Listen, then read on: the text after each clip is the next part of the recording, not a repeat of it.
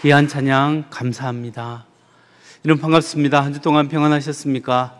우리 옆 사람, 뒷사람 보면서 반갑습니다, 환영합니다, 축복합니다 인사하겠습니다.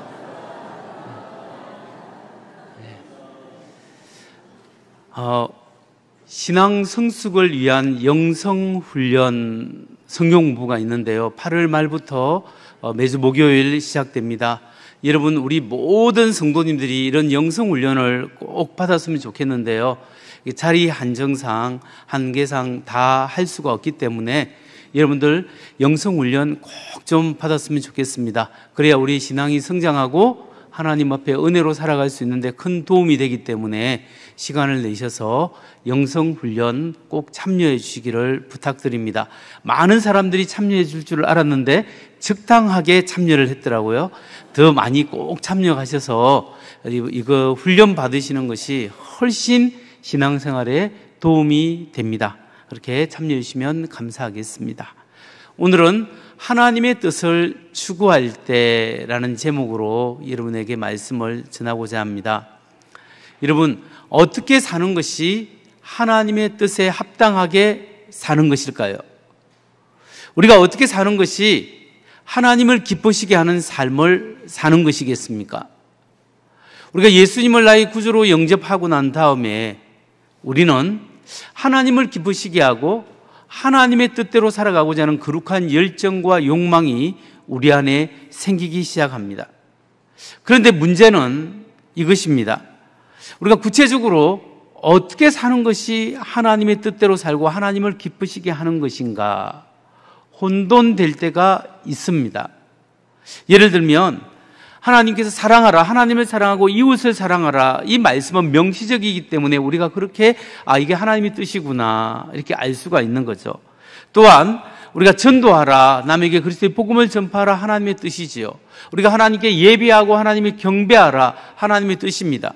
그리고 하나님께서 쉬지 말고 기도하고 범사에 감사하고 이런 말씀, 항상 기뻐하라, 쉬지 말고 기도하라, 범사에 감사하라, 이런 말씀은 이것이 그리스도 예수 안에서 너희를 향한 하나님의 뜻이라고 우리에게 알려주고 있기 때문에 우리가 하나님의 뜻이구나 이렇게 삶을 살아갈 수 있습니다. 그런데 문제가 되는 것은 우리가 하나님을 기쁘시게 또한 하나님의 뜻대로 살아갈 때 내가 어떤 사업을 해야 하나님이 기뻐하실까? 내가 어떤 직장을 다녀야 되고 어느 곳을 다녀야 될 것인가? 이게 어느 것이 하나님의 뜻인가? 내가 어느 지역에 살고 어느 교회를 다니고 내가 어떤 학교를 진학해야 할 것인가? 나는 누구와 결혼해야 할 것인가? 이런 구체적인 문제에 대해서 우리가 하나님의 뜻을 찾고 선택하기가 굉장히 힘들다는 사실입니다. 바로 이처럼 사도행전 16장에 보면 하나님의 뜻을 찾는데 어려움을 경험한 또 한 사람이 있습니다. 그 사람은 사도 바울인데 바울 일행입니다. 바울이 1차 전도여행, 2차 전도여행을 하는데 1차 전도여행 때는 하나님의 강력한 지시를 받고 떠나서 다녀왔습니다. 이제 2차 전도여행을 하나님의 은혜로 출발하는데 어디로 가야 할지 어떻게 가야 할지 모릅니다. 그래서 바나바와 바울 사이에 충돌이 있었고 바나바는 자기 조카 마가 요한을 데리고 구브로 섬으로 떠났습니다. 그리고 바울은 실라라는 사람과 함께 일행이 있어서 이 사람들은 바다로 가지 않고 육지로 통해서 다소라는 곳, 자기 고향으로 갔습니다. 고향에서 복음을 전하고 또 오래 걸어서 어디로 갔냐면 지난 1차 전도 여행 때 이렇게 교회를 개척했는데 그 개척한 지혜가 드베고 루스드라입니다. 드베와 루스드라, 그리고 이고니온이라는 지역, 비시디아 안디옥이라는 그런 지역에 가서 교회를 세웠는데 자기가 1차 전도 여행 때 세웠던 교회를 다 돌보고 됩니다. 그리고 그 지역에서 복음을 전하고 그 지역에서 복음을 좀 더 전하기 위해서 기도하고 나아갔는데 하나님께서 막으시는 거예요. 그래서 하나님께서 서쪽으로 이동하도록 역사하셔서 서쪽으로 진행하고 있었습니다. 그래서 무시아라는 곳에 이르러서 흑해 지역 위쪽에 가서 복음을 전하면 되겠다 싶어서 흑해 지역으로 올라가려고 하는데 하나님이 그 길도 막으시는 거예요. 그럼 어떻게 하라는 거지? 그러면 계속 서쪽으로 가야지 해서 드로아라는 지역에 이르게 됩니다. 드로아라는 지역은 우리 유명한 게 뭐냐면 트로이 목마라고 유명하죠. 그 트로이 목마가 있었던 그 지역이 드로아 지역입니다. 이 해협을 지나면 유럽, 마게도니아 유럽이 되는 거고, 이 트로아는 바로 아시아의 제일 끝이 되는 거죠. 근데 여기에 드로아에 이르렀을 때 하나님께서 바울에게 환상을 보여줍니다. 마게도니아 사람이 해협을 건너와서 우리를 도와달라고 손짓을 하는 환상을 보고 이게 하나님의 뜻이 있겠구나 생각하면서 자기 일행들에게 의논을 합니다. 내가 이런 환상을 봤는데 함께 기도해 주시지요. 그래서 그 일행들은 이게 하나님께서 아시아가 아니라 저 유럽 쪽에 복음을 전해야 되는구나 하고 그들은 바로 하나님의 뜻 가운데서 유럽으로 마게도니아 지역으로 건너갔습니다. 이 마게도니아 지방의 제일 첫 번째 성이 뭐냐면 바로 빌립보라는 성입니다. 빌립보 성에서 그들은 복음을 전하게 되었고 하나님의 은혜로 말씀을 전할 수 있었습니다. 우리가 이런 성경 말씀을 통해서 생각해 볼 때 하나님의 뜻을 구분하고 하나님의 인도함을 받는 방법의 힌트를 여기서 알 수가 있습니다. 그래서 우리가 첫 번째 살펴볼 질문은 뭐냐면 우리가 하나님의 인도하심을 받는 방법은 무엇인가? 라는 질문입니다. 여러분, 우리가 하나님의 인도하심을 받는 방법은 무엇일까요? 간단히 세 가지 방법이 있습니다. 먼저 하나는 환경입니다. 하나님께서 어떤 환경은 열어주시기도 하고 어떤 환경은 닫아버릴 때가 있습니다.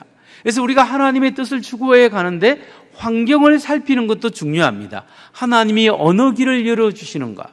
근데 때로는 열린 길이 꼭 하나님이 기뻐하시는 게 아니라 사단이 기뻐하는, 좋아하는 길도 될 수 있습니다. 그러니까 우리에게 분별력이 필요하죠. 아무튼 환경을 살핌으로써 하나님의 뜻을 구분할 수 있고요. 두 번째는 뭐냐면 이성적 판단입니다. 하나님이 우리에게 지각을 주시고 그 상황 속에서 어떤 것이 최선의 선택인가, 하나님이 기뻐하시는 것인가를 판단할 수 있는 이성적 판단을 주셨습니다. 그런데 이 이성적 판단이 나의 이기적 욕심에 붙어 있는 것이 아니라 하나님의 말씀을 기준으로 하게 되면 우리가 하나님의 뜻을 잘 파악할 수 있다는 사실입니다. 그래서 여러 가지 환경을 살피고 이성적 판단으로 하나님의 말씀과 뜻을 살피는 가운데 세 번째 방법은 뭐냐 하면 바로 공동체적인 판단입니다. 나에게 하나님이 이런 확신을 주고 나에게 하나님께서 하나님의 뜻을 밝혀주셨다면 그것이 나의 문제가 아니라 우리 가정과 연결되어 있다면 아내만 응답받는 것이 아니라 같이 기도하는 남편도 함께 응답을 받아야 되고 가족이 함께 한 마음으로 모여야 됩니다.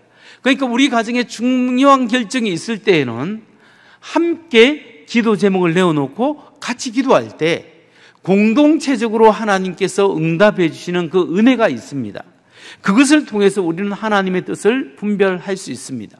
바로 이렇게 한 것이 사도 바울입니다. 바울과 실라가 서쪽으로 갔는데 하나님께서 막으십니다. 북쪽으로 가려고 하는데 막으시고 계속 서쪽으로 몰아붙입니다. 그래서 환경을 따라 하나님의 뜻을 분별했고 그리고 이성적으로 하나님이 여기서 뭘 원하시는가를 생각했고 공동체적으로 그들은 판단해서 하나님의 뜻을 발견할 수 있었습니다. 여러분, 우리도 이렇게 하나님의 뜻을 발견할 수 있습니다. 그런데 많은 경우에 있어서 문제가 뭐냐면 왜 우리가 하나님의 뜻을 분별하지 못하고 우리가 하나님의 인도하심을 받지 못하면서 살아가게 될까요? 왜 우리의 삶에 하나님의 인도하심을 경험하지 못하겠습니까? 그 이유 중에 하나가 대부분의 경우 어떤 것이냐면 우리가 너무 바쁘다라는 사실입니다.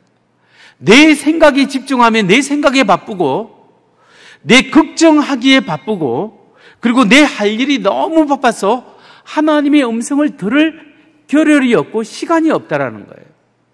그래서 우리가 하나님의 음성에 성령의 음성에 귀를 기울이지 않고 내 내적인 생각에 바쁘고 환경을 쫓아서 따라가기에 바쁘고 내 일에 내 관심사에 바쁘기 때문에 하나님이 지금도 성령을 통하여 말씀을 통하여 우리에게 주시는 음성이 들리지 않는다는 거예요.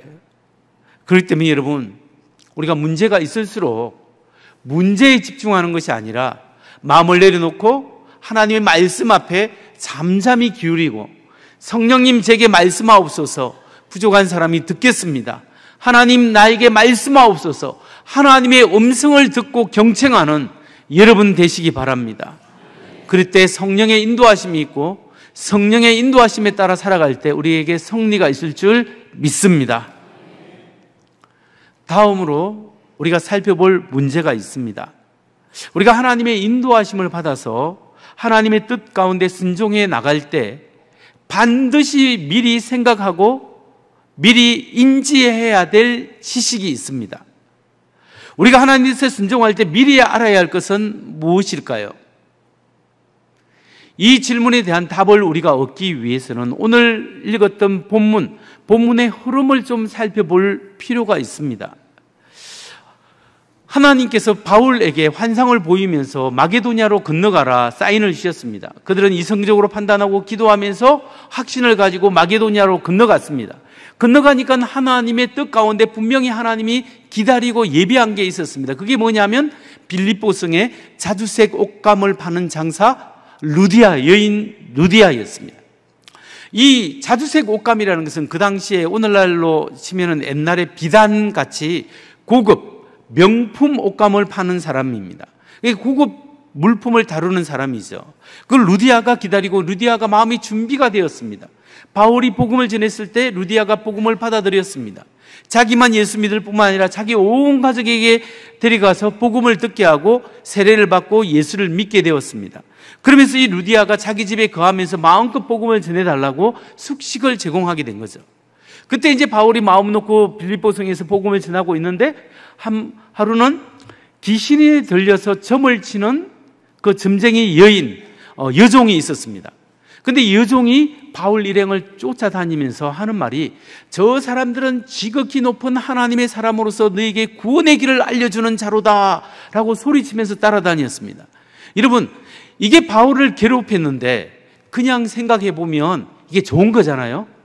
이 사람들은 구원의 길을 알려주고 하나님의 높은 종이다. 얼마나 옆에서 다 선전해 주니까 좋습니까?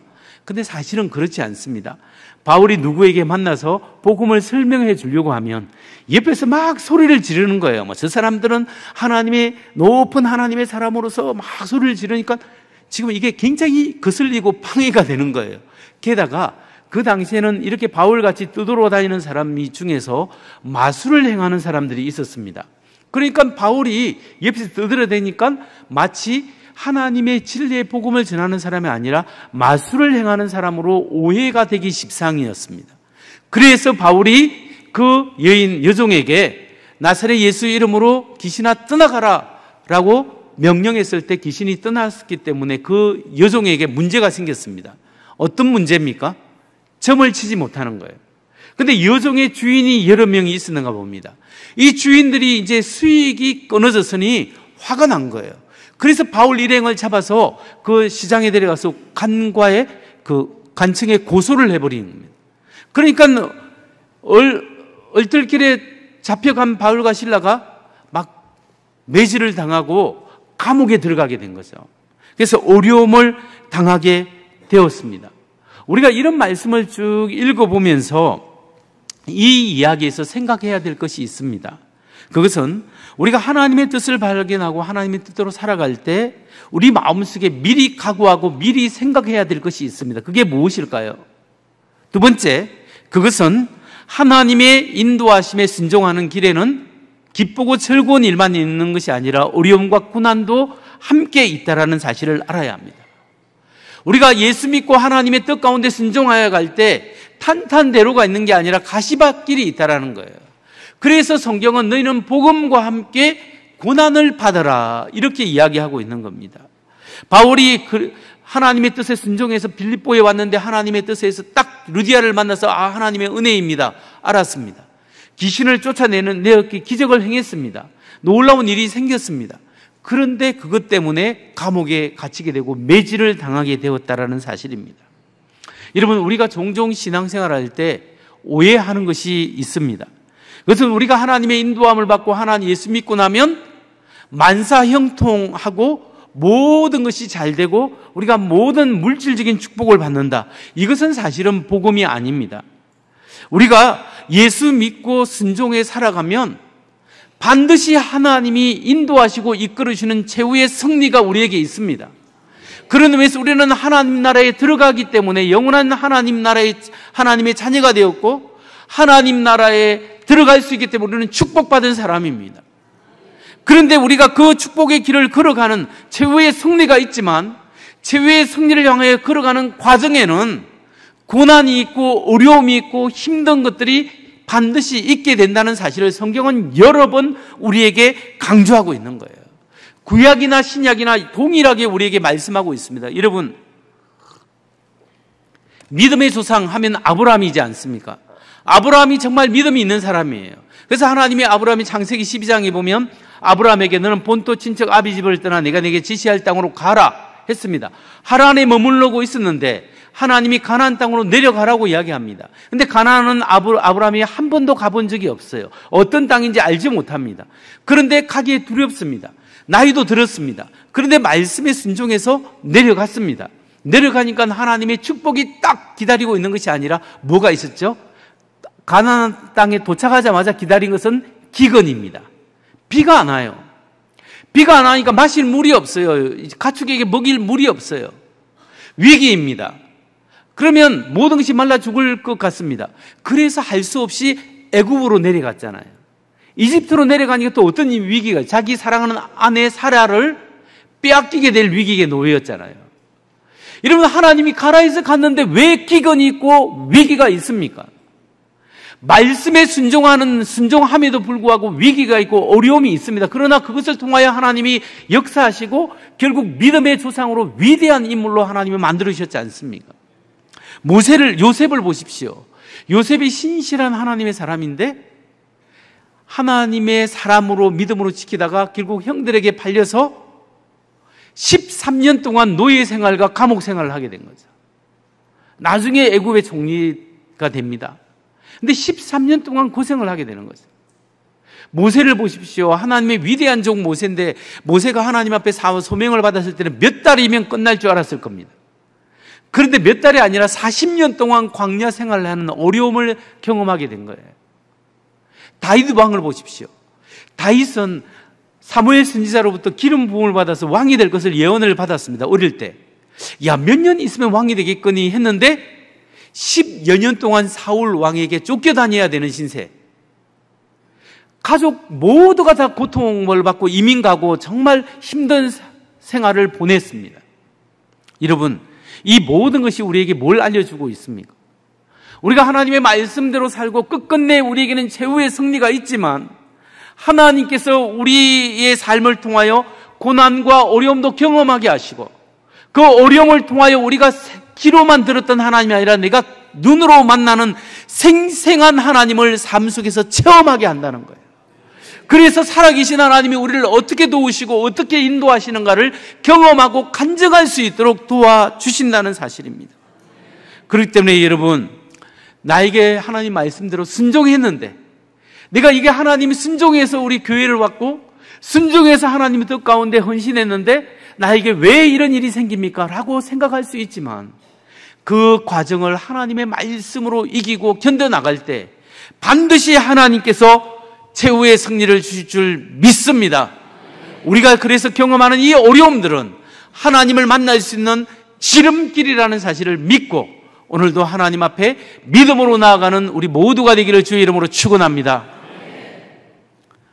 그렇다면 이제 세 번째로 우리가 살펴봐야 할 것은 우리가 하나님의 뜻에 순종하면서 살아갈 때 다가오는 그 어려움에서 승리하기 위해서 가져야 될 자세는 무엇인가? 우리가 어떤 자세를 가져야 어려움에도 불구하고 우리가 승리할 수 있겠는가라는 질문입니다. 어떤 자세가 필요하죠?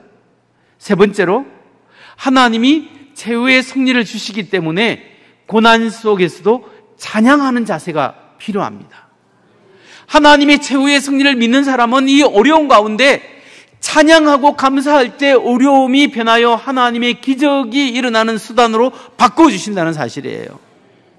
여러분, 고난 속에서 부르는 찬양이 기적을 일으킨다는 사실을 알고 계십니까? 신실한 하나님을 믿는 믿음으로 하나님을 찬양할 때 하나님께서 어떠한 환경 속에서도 그 환경을 역전시켜 주시는 은혜가 있습니다. 사도행전 16장 23절 25절 한번 보십시오. 많이 친 후에 옥에 가두고 간수에게 명하여 든든히 지키라 하니 그가 이러한 명령을 받아 그들을 깊은 옥에 가두고 그 발을 착고에 든든히 채웠더니 한밤중에 바울과 실라가 기도하고 하나님을 찬송하며 제수들이 듣더라. 바울과 실라가 복음 전하다가 억울하게 붙잡혀서 매질을 당하고 깊은 감옥에 들어갔습니다. 근데 이 사람들은 이 어려운 환경 속에서 뭘 했냐? 기도하고 찬양했다. 기도하고 찬송을 불렀습니다. 근데 여러분, 이 상황은 그냥 우리가 이런 평상의 괜찮은 상황이 아니에요. 복음을 전하다가 붙잡혀서 매질을 당하는데 로마 사람들이 그 채찍은 굉장히 쇳덩어리가 달려있고 아픕니다. 피가 날 수 있습니다. 상처를 입습니다. 그래서 온몸에 상처가 있고 욱신거리고 굉장히 아픈 상태에 식사도 제대로 못했을 거예요. 그렇게 배고프고 아픈 상황, 최악의 상황 속에서 그들은 하나님께 기도했고 찬양했다라는 사실입니다. 여러분, 아무래도 시편 말씀을 통하여 찬양했을 겁니다. 초기 그리스도인들은 시편 말씀을 인용하면서 하나님을 찬양했거든요. 뿐만 아니라 초기 그리스도인이 찬송하고 찬양했던 것은 초기 그리스도인 신앙 고백이 있습니다. 그 고백이 예수는 하나님이시오, 예수는 주님이십니다. 이런 고백들이 있는데 그게 어디에 나오냐 하면 빌립보스 2장 6절, 7절, 8절 이쪽에 나오는 거예요. 그 빌립보스 2장 6절 이하에 보면 그는 근본 하나님의 본체시나 하나님과 동등됨을 취할 것을 여기지 아니하시고 자기를 낮추시고 사람의 모양으로 오시고 자기를 낮추시고 죽기까지 복종하셨으니 곧 십자가에 죽으심이라, 이런 말씀이 있잖아요. 이거는 예수님 죽고 부활하고 난 다음에 2년에서 5년, 6년 사이에 초기 그리스도인들이 부활하신 예수님을 보고 그는 하나님의 본체시나 하나님과 동등됨을 취하기로 여기 아니하고 사람의 모양으로 오시고 사람의 형체로 오셨다, 그는 하나님이시다, 이런 고백을 했거든요. 이게 교회에서 찬양 가사로 불려진 노래예요. 그래서 그런 고백을 하면서 바울이 막 이렇게 찬양을 했을 때 이런 찬양이 변화의 역사, 기적을 가져왔다라는 거예요. 여러분, 우리가 찬양한다는 것은 하나님의 신실하심을 믿는다는 거예요. 하나님의 역사하심을 믿는다는 거예요. 답답할수록, 상황이 어려울수록 찬양하시기 바랍니다. 찬양할 때 변화가 일어납니다. 여러분, 수많은 사람들이 있지만 저 찬양대가 얼굴이 훨씬 좋잖아요. 물론 하얀 가운을 입었기 때문에 좋지만 열심히 찬양할 때 우리 영혼이 달라지는 거예요. 그래서 여러분, 때때로 우리가 손을 들고 찬양할 수도 있고 박수치며 찬양하고 율동하며 찬양, 이게 하나님 앞에서 우리가 찬양하는 거예요. 이런 찬양이 고난 속에서 기적을 일으키고 사람의 생명을 살리는 역사를 정말 가져온다는 거예요. 제가 전도사 시절에 한국의 여러 목사님들의 설교를 많이 들었는데 그 중에 한 분이 누구냐면 곽선희 목사님이에요. 소망교회 곽선희 목사님 설교 옛날에 참 잘하셨잖아요. 제가 옛날에 테이프로 듣고 인터넷으로 듣고 막 이렇게 설교를 한번 어떻게 하나 배워보려고. 근데 그분이 한두 군데에서 반복해서 간증하는 간증이 있더라고요. 제가 신기해서 적어놨는데 그 간증이 뭐냐면 이 곽선희 목사님이 아는 사람 중에 6.25 한국 전쟁 때 인민군에게 북한 사람한테 포로로 붙잡혔대요. 붙잡혀서 여러 명이서 딱 앉아가지고 이 무릎 꿇고 각지를 끼고 이제 총살을 당할 위기에 놓였는데 인민군 몇 명이 몇 사람을 잡아서 이제 총살을 시키려고 하는데 그 곽선희 목사님 아는 사람이 자기에게 소원이 하나 있다, 이 소원을 하나 들어주고 죽여라, 이렇게 부탁을 했답니다. 그럼 너의 마지막 소원이 뭐냐? 그러니까 찬송가 한 곡 부르고 죽겠다. 그러니까 찬양을 한 곡을 불렀답니다. 그 곡이 하늘 가는 밝은 길이, 하늘 가는 밝은 길이 내 앞에 있으니 슬픈 일을 많이 보고 늘 고생하여도 하늘 영광 밝음이 막 찬양을 하면서 막 이제 나는 죽었구나, 하나님 앞에 서야 됩니다, 찬양을 하는데 2절을 하는 순간 총소리가 옆에서 다당땅땅 들렸답니다. 그 사람이 그 총소리를 듣자마자 기절했답니다. 기절을 딱 했는데 알고 보니 조금 있다 깨워보니까 자기를 누가 업고 어디로 밑으로 가고 있더랍니다. 업고 간 사람이 누구냐면 인민군 중에 북한에 있을 때 장로님 아들이 있었는데 이 사람이 옆에 있는 다른 인민군을 총을 쏘고 이 사람을 업고 그 자기가 내려왔는데 그 아버지 믿던 신앙에 대해서 생각하면서 이 사람은 죽이면 안 되겠다 이 생각으로 그래서 찬양 부르다가 살았다라는 간증을 제가 그 강 목사님 통해서 들은 적이 있습니다. 여러분, 우리가 고난 속에서 찬양할 때 변화의 역사가 일어나는 겁니다. 하나님을 높이고 하나님을 신뢰하고 하나님의 위대하심을 찬양할 때 내 마음이 바뀌고 내 삶이 바뀌고 환경도 바뀝니다. 그리고 기적이 일어나고 병도 치유될 수 있는 거예요. 여러분, 정말 우리가 하나님 앞에 하나님을 높이는 찬양을 하시기 바랍니다. 여러분, 기도가 안 될 때도 찬송을 부르시기 바랍니다.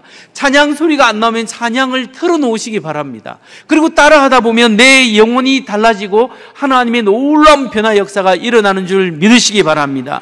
찬양과 감사가 우리의 삶을 변화시킨다는 것을 믿으시기 바랍니다. 여러분, 우리가 이렇게 하나님을 찬양하고 하나님을 높여드리는 삶을 살 때 어떤 삶의 변화, 어떤 일이 일어나는 줄 아십니까? 우리가 하나님의 뜻 가운데 살면서 찬양할 때 과연 어떤 일이 일어날까요? 마지막 네 번째로, 고난 속에서 드리는 찬양은 구원의 기적을 일으킨다는 거예요. 고난 속에서 우리가 찬양할 때 하나님이 생명을 살리는 구원의 기적을 일으키십니다. 여러분, 바울과 실라가 그 감옥에서 매를 맞고 이렇게 찬송하고 있었는데 그 찬양을 하나님이 들으시고 다른 죄수들이 다 들었습니다. 그리고 감옥을 지키는 간수장이도 들었습니다. 근데 그때 큰 지진이 나고 옥토가 흔들리고 옥문이 열리고 사람들이 수갑이 풀어지고 착고가, 발에 찬 착고가 풀어졌습니다. 사도행전 16장 26절에서 28절을 보세요. 이에 갑자기 큰 지진이 나서 옥토가 움직이고 문이 곧 다 열리며 모든 사람의 매인 것이 다 벗어진지라. 간수가 자다가 깨어 옥문들이 열린 것을 보고 죄수들이 도망한 줄 생각하고 칼을 빼어 자결하려 하거늘 바울이 크게 소리질러 이르되 내 몸을 상하지 말라, 우리가 다 여기 있노라 하니. 여러분, 바울과 실라가 찬양했을 때 지진이 일어나고 옥토가 흔들리고 옥문이 열리고 착고가 풀리고 매인 것이 풀린 기적이 일어났습니다. 여러분, 그래서 그 간수는 사람들이 다 도망한 줄 알고, 로마에서는 그 간수장이가 사람들이 죄수가 달아나면 어차피 지키던 사람은 목숨을 잃게 됩니다. 책임감 때문에 자기를 하려고 하는 순간 바울이 알고 멈추시오, 우리가 여기 있어 라고 외친 거예요. 여러분, 그 간수장이를 한번 생각해 보세요. 그 간수가 바울과 실라가 매를 맞고 깊은 감옥 속에서 찬양하고 있을 때 간수가 듣고 생각을 했을 겁니다. 과연 저 사람들이 어떤 사람이길래 그토록 맞고 노래가 나오는가? 저들이 믿는 신은 과연 어떤 신인데, 그 당시에는 신을 다 믿고 있었거든요. 어떤 신이길래 저 어려운 가운데서 찬양 소리가 나고 있는가? 이걸 생각해야 돼요. 그리고 저 사람이 믿는 신이 과연 어떤 신인가 생각했을 겁니다. 그래서 마음이 조금 흔들리기 시작했을 거예요. 그런데 이상하게 지진이 나고 옥토가 흔들리고 문이 다 열리고 다 매인 것이 풀어졌은 것을 보면서, 그리고 도망가지 않은 이 사람을 보면서 이 사람들의 뭔가 있구나를 깨달은 거예요. 그래서 마음이 활짝 열렸어요. 그래서 30절에 보면 뭐라 합니까? 선생들이여, 내가 어찌하여야 나도 구원을 받겠습니까? 이렇게 질문하게 된 거예요. 그때 그 열린 마음에 바울이 복음을 전했을 때 이 사람이 예수님을 믿고 세례를 받고, 그 옛날에 제가 그 빌립보를 갔었는데 그 감옥 바로 뒤에 주로 간수장이 집이 있더라고요. 바로 뒤에 집에 데려가서 씻기고 먹이고 또 복음을 듣고 자기 가족이 다 세례를 받는 놀라운 일이 일어나게 된 거예요. 여러분, 고난 속에 하나님께 드린 찬양, 그 찬양으로 말미암아 주위 사람들이 구원을 받게 된다면, 내가 드리는 찬양이 하나님께 영광을 돌리고 다른 사람을 구원을 받게 되는 도구로 쓰인다면 얼마나 영광스러운 일이겠습니까? 나의 변화된 삶을 보고 옆에 사람이 주님 앞에 올 수만 있다면 이거야말로 영광스러운 일이에요. 저는 그 간증을 들었습니다. 지난번에 신방을 갔을 때도 그렇고 새가족 이야기를 들었을 때도 자기가 왜 우리 교회에 오게 됐느냐, 자기 사업 파트너가 있는데 그 파트너가 어려움 생활 속에서도 정말 찬양하고 신실하게 희망을 가지고 하더라.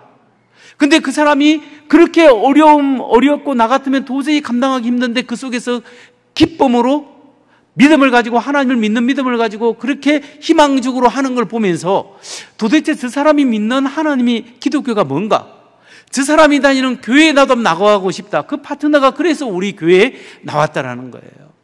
여러분, 나의 믿음으로, 나의 변화된 삶을 통하여 우리 주위 사람이 하나님을 알게 되는 것만큼 얼마나 영광스러운 것이 있겠습니까? 그런 믿음의 사람들이 되셔야 합니다. 제가 목회하면서 정말 힘들게 느껴진 게 뭐냐면 사람이 잘 안 바뀐다는 거예요. 하나님의 말씀을 듣고 훈련을 받으면 뭔가 변화되고 예수 믿는 사람답게 생각이 바뀌고 가치관이 바뀌고 삶이 바뀌고 태도가 바뀌고 습관이 바뀌고 라이프 스타일이 바뀌어야 되는데 안 바뀐다는 거예요. 이게 고민이었어요. 그런데 하나님께서 바뀌는 사람을 보여주기 시작합니다. 그런데 말씀으로 바뀌어지요. 하나님의 말씀이 그 심정에 울릴 때 아멘하고 받아들인 사람은 심장이, 그 삶이 바뀌게 되더라는 거죠. 그래서 변화된 삶을 보이게 되고 그 변화된 삶 때문에 다른 사람이 바뀌고 가정이 바뀌고 자녀들이 바뀌는 거예요. 아빠가 바뀌면 자녀가 바뀝니다. 아내가 바뀌면, 엄마가 바뀌면 애들이 바뀔 수 있는 거예요. 우리는 애들이 말 좀 들어라 이 생각을 많이 하는데, 내가 바뀌고 내가 내 마음에 욕심을 내려놓고 내 기대가 내려놓고 애를 사랑하는 마음이 막 있으면 애들도 바뀌게 되는 거예요. 복음은 우리를 변화시킵니다. 나의 변화로 말미암아 주위 사람이 바뀌어지는 기적이 일어나기를 주의 이름으로 축원합니다. 오늘 저는 설교를 마치면서 이 하나님의 기적을 기대하면서 여러분에게 기도 제목을 좀 나누려고 합니다. 제가 지난번에 7월 말에 설교할 때 아프리카에서 어느 나라에서 선교하는 선교사님에 대해서 여러분 소개한 적이 있습니다. 제가 서울에서 목회할 때 처음에 그 교회 갔을 때 한 명도 선교사가 없었는데 제가 나중에 19명의 선교사를 파송하거나 후원한 그런 일이 있었는데 제 1호 파송, 1호 후원한 선교사님이 있는데 그 선교사님이 아프리카 어느 지역에서 선교하는 선교사님입니다. 그분은 국적이 한국 사람인데 국적도 그 나라 아프리카 국적으로 바꿨어요. 왜냐하면 나는 여기서 죽겠다, 나는 여기에 묻히겠다라는 각오로 그 선교를 갔습니다. 그 이슬람 사람들이 사는 곳이 90%가 이슬람 사람들이 사는 지역인데 그 메마른 지역의 선교사 가정은 이 가정 한 가정밖에 없습니다. 근데 거기서 초등학교, 중학교, 고등학교를 만들어서 세웠는데 이슬람 아이들을 주로 많은 사람 아이들을 크리스찬 기독교 교육으로 하는 중고등학교를 중 고등학교를 만들었는데 그 학교가 그 나라의 아주 명문 학교로 뜨게 된 거예요. 왜냐하면 우리 같으면 학력 수능 시험을 봤는데 좋은 아이들이 좋은 대학을 다 들어가는 거예요. 그러니까 이슬람을 믿는 사람들도 기독교 교육을 해도 이 학교로 보내는 거예요. 등록금 싸죠, 선생님 좋죠, 그리고 아이들이 잘 되죠. 그 주위에 마을마다 이 학교를 인정하고 그 선교사님을 인정하고 존경했습니다. 그런데 불행히도 이 선교사님은 암에 걸려서 7번이나 수술하고 수술한 후 얼마 지나지 않아서 그 나라에 가서 또 계속 일하다가 결국 지난해 1년 전에 돌아가셨습니다. 그런데 이 아버지의 사역을 기억하면서 아들이 있는데 아들이 자기는 가기 싫대요. 가기 싫은데 하나님이 이 사역을 계속 하라고 불러서 결혼한 애가 2살 반 3살인데 애와 함께 1년 전에 그 아버지 사역을 이어서 그 지역에서 계속 하고 있습니다. 근데 지난 월요일 화요일에 그 아들 선교사님의 아내로부터 제가 아는 지인에게 급히 문자가 왔습니다. 기도해 달라고. 테러범들이 한 번도 그런 적이 없었는데 이슬람 테러범들이 들이닥쳐서 그 아들 선교사님과 장모님 뭘 잡아갔다고 합니다. 그 아들 선교사님의 아내 되는 분이 급히 기도해 달라고 문자를 보낸 내용이 이렇습니다. 조금 전에 테러범들이 집에 쳐들어와서 남편과 저희 엄마를 잡아갔습니다. 저는 몇 대 맞고 3살짜리 아이가 있어서 다시 풀어주었으나 총을 겨누고 죽이려고 하였습니다. 경찰이 저와 아이는 안전한 곳으로 옮겨놓은 상태입니다. 선교사님들이 다 함께 기도하고 있고 대사관과 경찰들이 여러 방면으로 소재를 알아보고 있습니다. 긴급히 기도를 부탁드립니다. 아직까지 확실히 소재가 파악되지 않고 있는 상황입니다. 제가 그 선교사님의 이름이나 그 지역을 지금 말하지 않는 것은 혹시나 선교사님을 구출하는데 어려움이 있을까 봐서 그냥 한국말로 우리가 지금 하고 여기에 대해서 지명을 이야기하지 않습니다. 여러분, 이 어려운 가운데 그 선교사님이, 젊은 아들 선교사님 이제 30대 초반 중반도 안 됐습니다. 그 나이에 아버지 뒤를 이어서 선교하기 위해서 하나님이 부르심에 순종해서 가고 있습니다. 여러분, 그 아들 선교사님이 한국의 대학을 다녔는데 제가 목회하는 서울에 있는 교회에 한 번씩 때때로 올라와서 인사하고 그때마다 제가 기도해 주면서 용돈도 주고 힘내라고 이렇게 잘 격려했던 그런 일들을 했었습니다. 여러분, 지난 주에 이 주간에 이 소식을 듣고 마음이 참 무거웠습니다.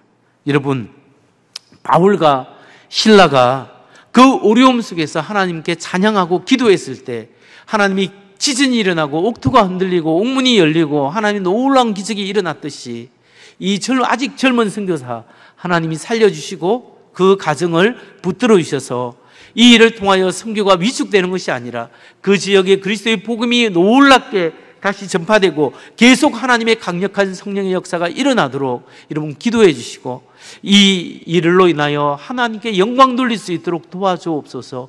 여러분 기도해 주시기 바랍니다. 왜 이런 일이 생기는지 저는 알지 못합니다. 그러나 끝끝내 하나님이 섭리하실 줄 믿습니다. 이 모든 일을 통하여 하나님이 영광 받을 줄 믿습니다.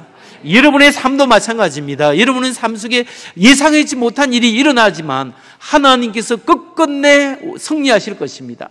단지 우리가 그 하나님을 붙잡고 있으면 하나님이 인도하실 줄 믿고 믿음으로 이번 한 주간도 승리하는 우리 모두가 되기를 주의 이름으로 축원합니다. 나의 마음에 주를 향한 사랑이 찬양합니다.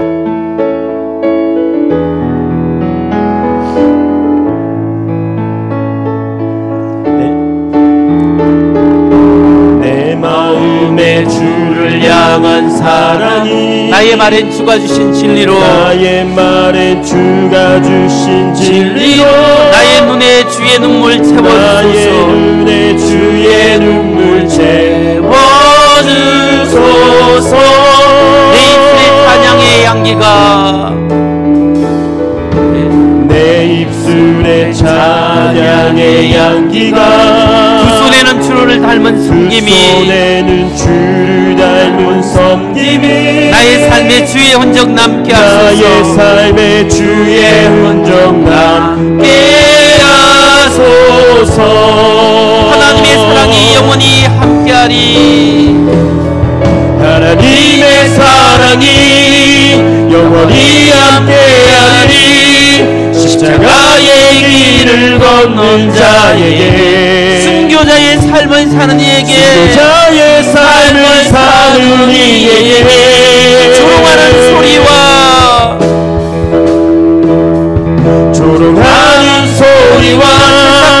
세상 유혹 속에도 주의 순결한 신부가 되리라. 내 생명 주님께 드리니. 함께 일어나셔서 하나님의 사랑이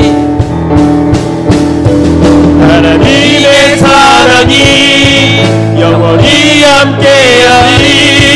십자가의 길을 걷는 자에게 순교자의 삶을 사는 이에게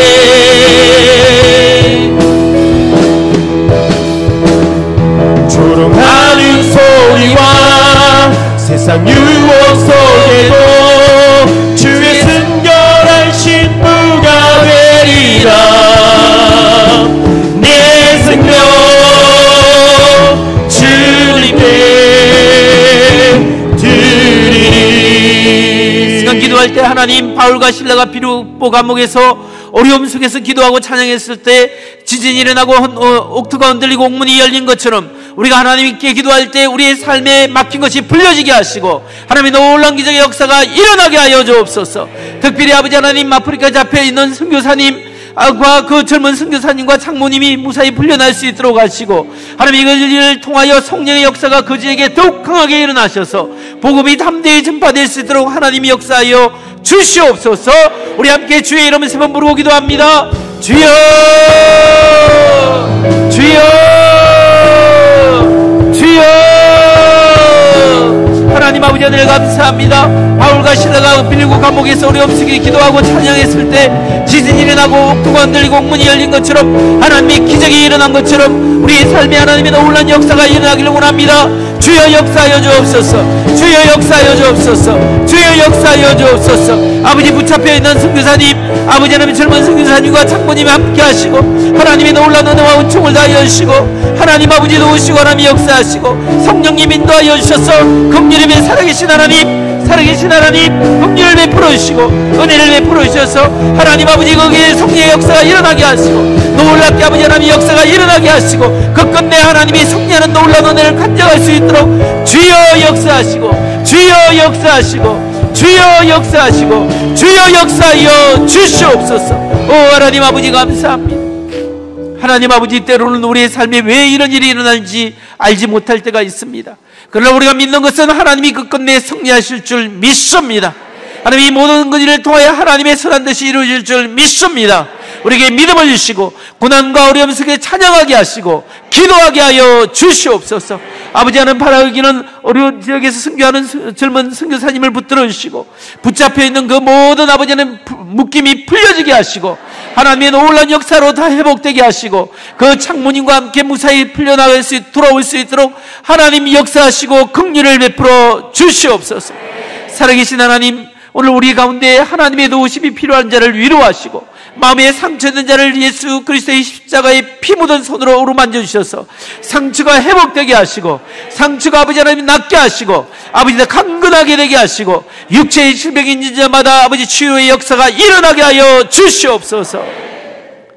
이제는 우리 주 예수 그리스도의 은혜와 하나님 아버지의 극진하신 사랑과 성령님의 감화감동 위로교통 충만케 하심이 오늘 하나님의 은혜를 믿고 어려운 가운데서도 찬송하며 기도하기로 다짐하는 여기에 모인 모든 성도님들 머리 위에와 온라인으로 예배드리고 또 청천에서 함께 예배하는 청천의 식구들과 또 선교사님들의 머리 위에와 어려움 당하는 그 선교사님, 그 장모님 머리 위에, 그 가정 위에 지금부터 영원히 함께 하기를 간절히 축원하옵나이다. 아멘.